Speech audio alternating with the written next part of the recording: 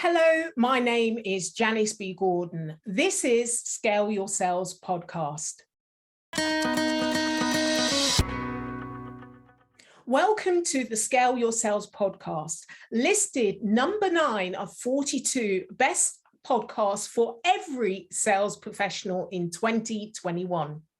I am Janice B. Gordon, the customer growth expert, recommended by LinkedIn as one of 15 innovative sales influencers to follow in 2021.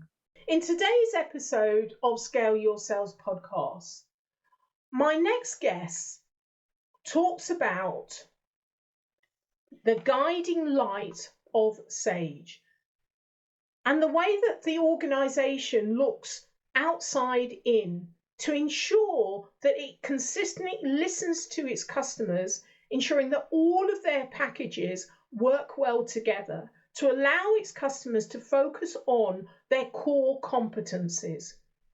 Sage, he says, is a very human organization. And they're very human about what they do for their customers, whatever the way their customers want to interact with them, whether it's online, call centers, or digitally. Paul ensures that all of the packages are aligned and focused on the customer in the way that the products are designed, making it really easy and human-centered. He says that we are a human-centered organization and business, and we're supported by the technology. After all, we're a technology company. My next guest is Paul Struthers, Executive VP and Managing Director of UK-I&A at Sage, a proven global sales marketing consulting and general management executive. He's consistently delivered results and broken new ground and inspired teams to drive positive change in complex environments spanning software, services, telecoms, manufacturing, and distribution. He says employee happiness is key to productive workforces and a sustainable business. The Sage promise is to always provide its customers with technology, insights, and support to help them thrive. Paul has a proven global sales marketing consulting general management background and who consistently delivers results, breaking new ground and inspiring teams to drive positive change in complex environments spanning software, services, telecoms, consulting and distribution. He has a 20-year track record of outperforming personal and business unit objectives internationally, private and public companies. But today we're talking about his role in Sage. So welcome to Scale Your Sales podcast, Paul Struthers. It's great to have you on the show.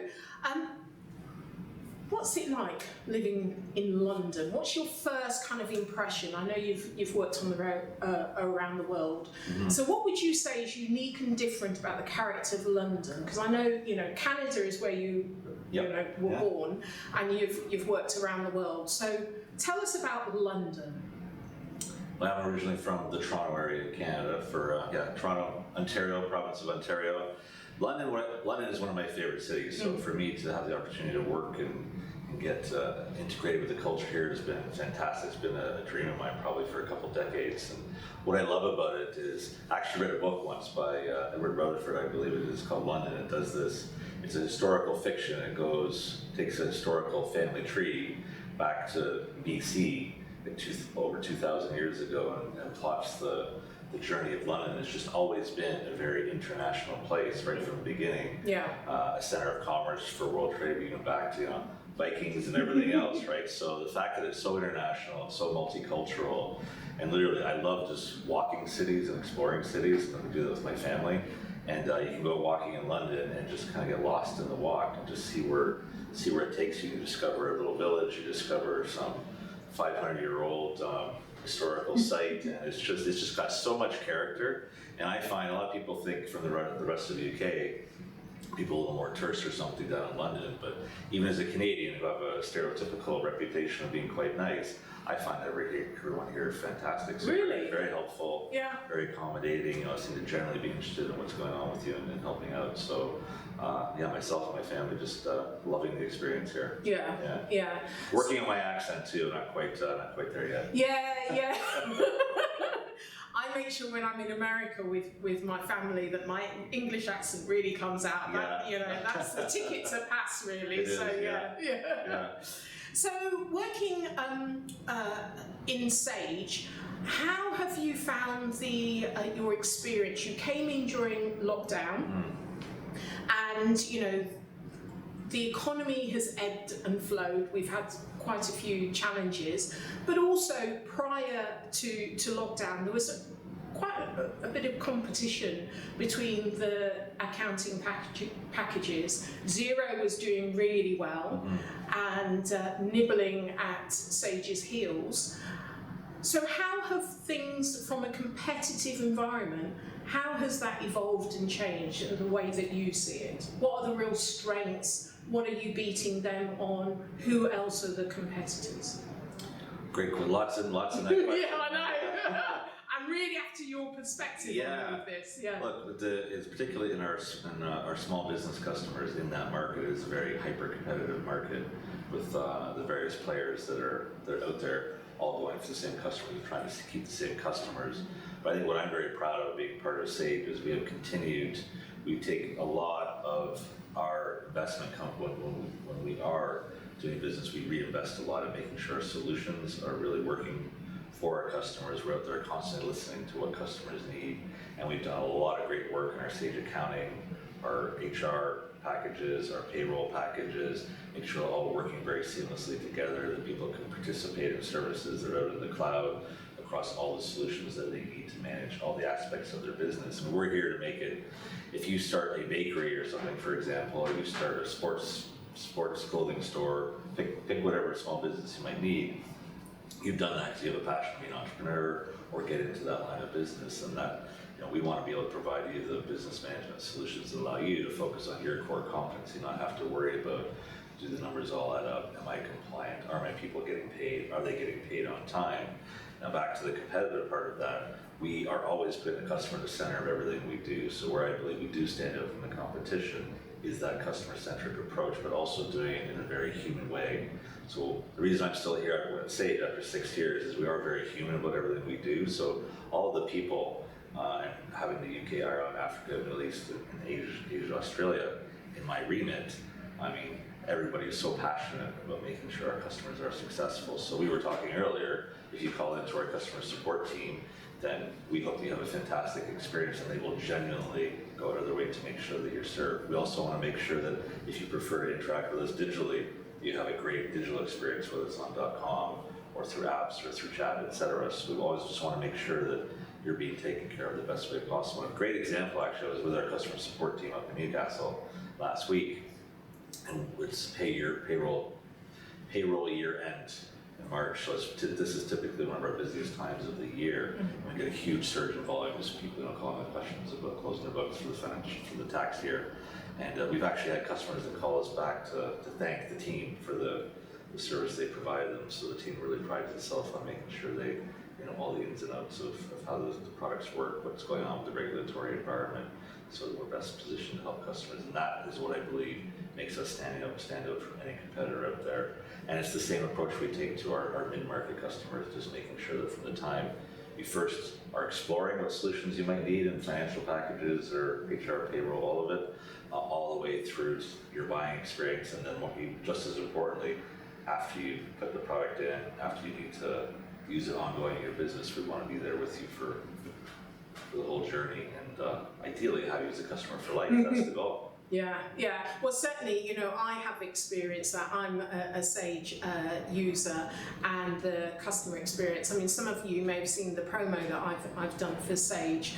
The customer experience is second to none. And there's a lot of businesses that that do not have bookkeepers, that they don't need bookkeepers, but if you've got someone in your back pocket like Sage that you can ring up and you've got a problem at 10 o'clock at night, that's me, and you need it resolving, it's great. Your team is absolutely incredible. I don't think you shout enough about that and how important that is, and this is, you know, they're almost like your sales team. Yeah. You know, I'm talking about the customer experience and how good it is and the customer service support.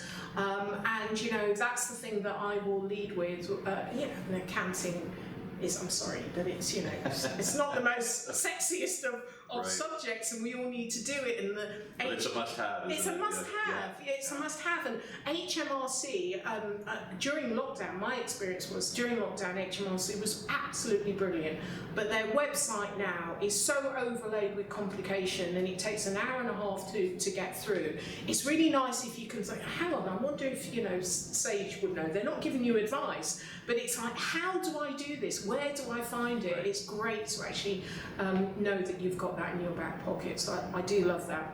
Great to hear. Sounds like we need to show it from the rooftops more. You do. I think you do. I think it makes, you know, if you think of the banking sector, they still haven't gotten over the, you know, they're closing so many of their branches. They're so far removed from their customers. They're not giving a great service at all. And, you know, if you can be one of those organisations that really puts the customer first and really invests in great customer service, then really you should be shouting about it much more. And you talked about customer centricity and how important that is to you. How does that work within the business? How does that play out within the business with all the various departments? That's a great question. So we have strategic imperatives that we work under, and, you know, what is the guiding light for Sage, and it really is about those stakeholders that we serve. First and foremost are our customers, obviously our colleagues and shareholders as well, but our customers, and making sure that, as I mentioned before, in everything that we're doing, we put that customer in the middle. So there's the age-old expression, always have the customer in the room with you when you're thinking through your strategy to how to do things. So from the way that we design the product, from the way that we want our customers to make it easy for them to experience the product, for when they're searching for a solution that they need, it has to be easy for them to find. If it's a product that requires any kind of implementation work, that implementation very much takes their requirements into account, that, you know, we're there for them to support them when they need us. And again, like I said, we're very focused on being a human-centered business, but supported, we are a technology business as well, but supported by all the technology tools. But just because you might be experiencing Sage through technology, whether it's in the product or online, it can still be a human feeling experience. We want to bring that human quality to Sage, to everything that we do. So I can attest to when we are doing our strategy and doing our product design and doing our experiential design for all of our stakeholders, customers in particular, that you put their experience in the center of it all, and not just in a homogenous fashion.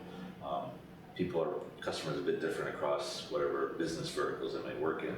So are you dealing with, we have a lot of customer segmentation work we've done as well to make sure we really understand who our customers are. So you've got those that are more dynamic investors who are going out really to grow the business. Those are, you know, a little more risk averse and want to, you know, be more careful about things. You've got, you know, whether I'm in construction or if I'm in finance or I'm in professional services, etc., all have different needs. So what persona are you talking to? And I think what could be a mistake sometimes in product businesses is just flogging your product, but we want to be looking outside in and really understand our customer. We're here to help you solve your business pains, your needs, and every part of the journey should map back against that. So if, again, you are a professional services company, what are the things that are really preventing you from running the business the best way that you want to, or growing your business, and making sure we get you in the right solution.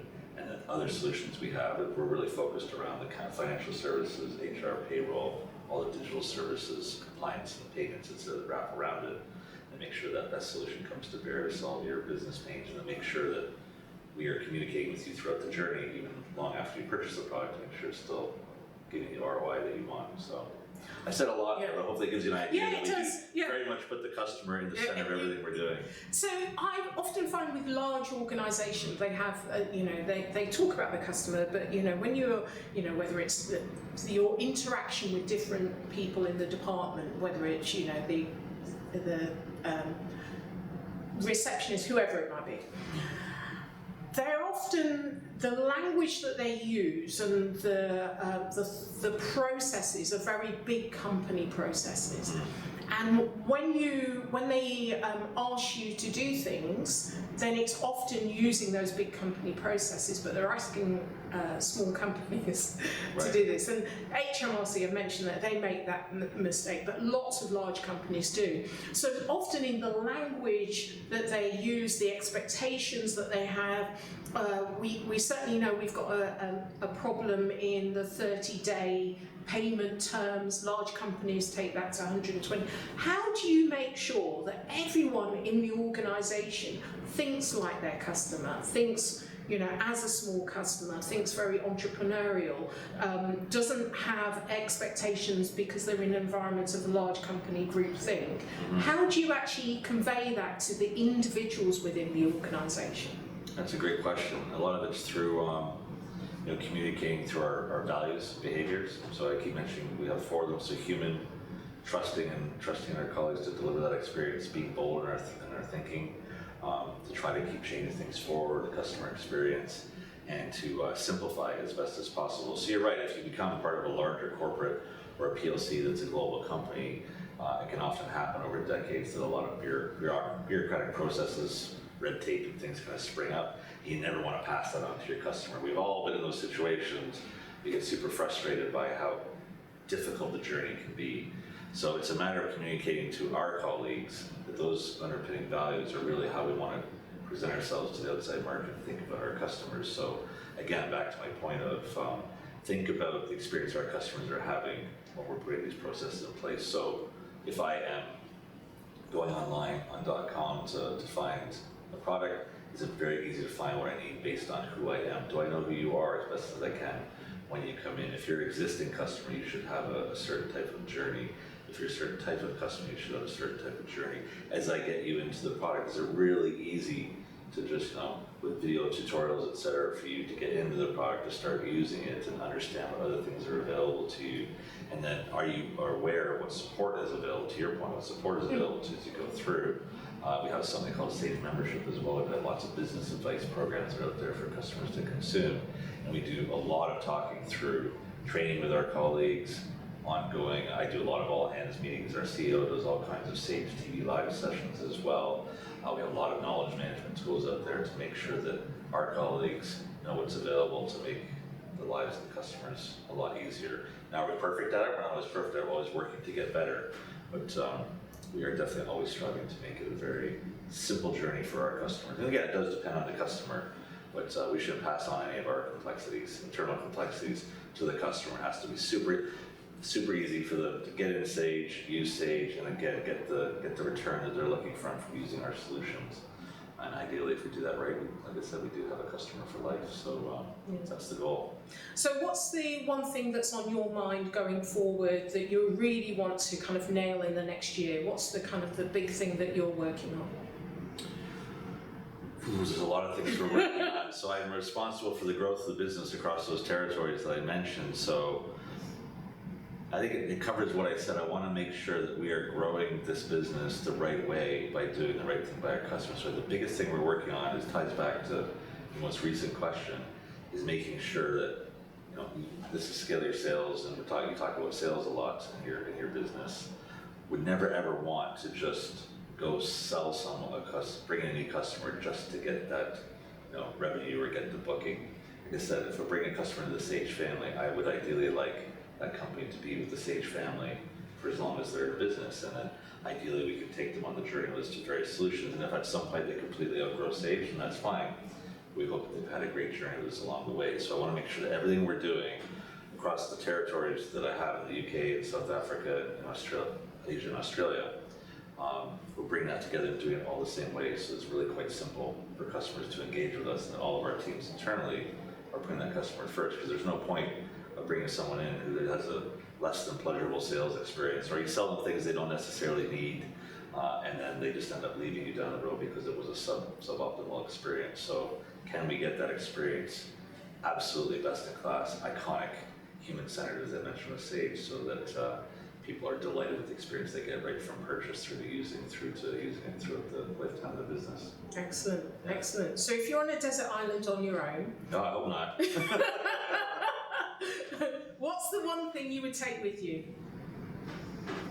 I'm on a desert island in the middle of the sea, huh? Maybe I would take one of those devices that can convert salt water to water, so I don't die from dehydration. Desalination. Yeah. Yeah. So you're not going And a giant box, a lifetime supply of matches to start fires with, or a magnifying glass, because I imagine it's going to be sunny and I can start a fire with a magnifying So glass. I'm going to give you a desalination piece of equipment, and Yeah. it's got some kind of light mirrors in there that it can start the fires for you. Perfect. So it's in the one thing. Okay. We go on Amazon or somewhere and order that, just in case I end up in a desert We island. may I'll have be to ready. design that one. Though. Yeah, we might have to design Yeah, exactly. Well, you've got it, so you're Yeah. going to survive at least. I hope so. Well, you know, you've got Hopefully there's some water. coconuts or something on the island too, so I can actually eat. But, Yeah. But you can Fish. start fire. Yeah. You know, you've got it. Desalination, and maybe you could put like a fishing hook inside that desalination. No. machine as well. Come on now. So All in one box. Yeah, exactly. You're going to have to fish for yourself, all right, really. all right. Yeah. No, it's been excellent. Thank you so much for being a guest on Scale Your Sales podcast. My pleasure. Really enjoyed it. Thanks for having me. Yeah, thank you. Thanks.